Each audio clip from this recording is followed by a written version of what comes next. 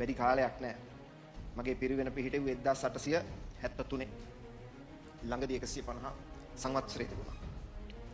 එතකොට කල්පනාවට ගන්න අනගාരിക ධර්මපාලතුමා වලිසිංහ හරිශ්චන්ද්‍රතුමා වැනි උත්තමයෝ හැදුවේ අපේ පිරිවෙනේ. මේ ජාතිය මිනිස්සු නරක නැහැ. නරක නම් සතියක් තිස්සේ ගංගාරාමේ තිබිච්ච දෙවනි මෝරී ධාතුන් වහන්සේලා වන්දනා කරන්නට අඛණ්ඩව උදේහවහ මම දවස් 7ම හිටියා. හිටපු නිසායි කියන්නේ. මම සයනස දවස් 7ම ගියා. සමහර දවල්ට රැ 3:00ට මං එන්නේ ගෙදර. ඒ වෙනකොණු මිනිස්සු පොලිමේ ඉන්නේ නරක නිසාද? මේ රටේ අහිංසක මිනිස්සු ඈත්තන්ට ශ්‍රද්ධාව තියෙනවා. අපට නායකත්වයක් ශාසනයට જાතියට. ඔන්න ඔච්චරයි කතාව. ලීඩර්ෂිප් එකක් නෑ.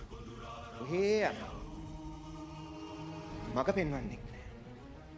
එක හාමුදුරු කෙනෙක් එක මතයක් කිව්වම තව හාමුදුරු කෙනෙක් තව මතයක් කියනවා. තව හාමුදුරු කෙනෙක් තව මතයක් කියනවා. ඔබ වහන්සේ කතාවක් කළොත් ඒකට සතුටු වෙන්න බෑ. වෙන එකක් කියනවා. සදාශීල හාමුදුරු මොකක් හරි කිව්වොත් අනේ සාදු කියලා අනුමෝදන් වෙන්න බෑ. වැරද්දක් තියෙනවා නම් ප්‍රසිද්ධිය නෙමෙයි කියන්නේ ඒ හාමුදුරන්ට ඒක කියන්න ඕනේ.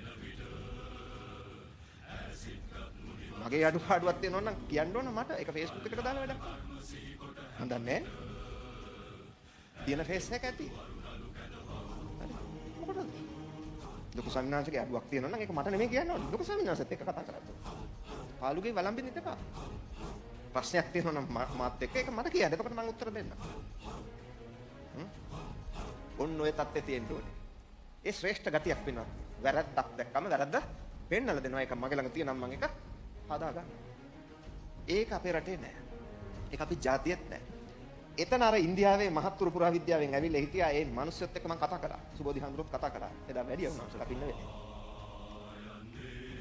දිල්ලි කෞතුකාගාරයෙන් ආපු මහත්තයා මගේ පොතක් දැකලා මොකක්ද දන්නවද කියලා අපේ එක්කෙනෙක් නම් කියන්නේ භාෂාව තේරෙන්නේ නැහැ කියලා ඒ මනුස්සයා ෆෝන් එක කරලා ඒක පරිවර්තනය කළා ඒ වෙලෙම ධාතු විස්තර. කල්ලා කිව්වා මොනවාද ඔයා කරන්නේ? ඔයා ලංකාවට අයිති වස්තුවක් නෙමෙයි. ඔයා ලෝකෙට යන්න ඕන මිනිස්සෙක්.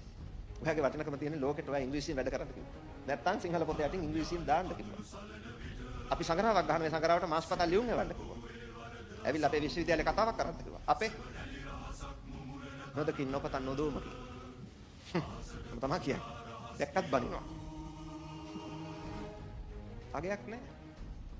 වටිනකමක් නැහැ. දැන් අර සයින්ස්සේ ශ්‍රාවක චරිත ගැන ඉංග්‍රීසියෙන් කතාවක් කළා කෙටියෙන්. කොච්චර ලියලා තියෙනවද? කී දෙනෙක්ව කියවනවද? ඒ නිසා මේවා ටිකක් කල්පනාවට ගන්න. ඔයත්තන්ට ඉතින් මම පොඩි කතාවක් ඔය කිව්වේ කතා ටිකක් ඔය කිව්වේ මේ රටේ තියෙන වර්තමාන තත්ත්වය.